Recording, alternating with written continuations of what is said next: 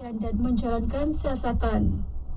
Perbarangan Taman Negeri Perak PTNP kini sedang membangunkan pelan pengurusan menyeluruh bagi Geopark Lembah Kinta, merangkumi aspek biologi, ekologi dan geologi dalam memastikan sumber warisan semula jadi ini dapat dipelihara dengan baik. Pemangku pengarah PTNP Lau Ching Fong berkata pelan pengurusan yang dijangka siap tahun depan akan menjadi panduan utama dalam aspek pemeliharaan serta pengurusan sumber-sumber berharga di kawasan Geopark berkenaan. Menurutnya, Geopark Lembah Kinta mempunyai pelbagai nilai penting dari segi arkeologi dan geologi, termasuk penemuan lukisan gua menggunakan hematit berwarna merah serta fosil-fosil yang amat berharga.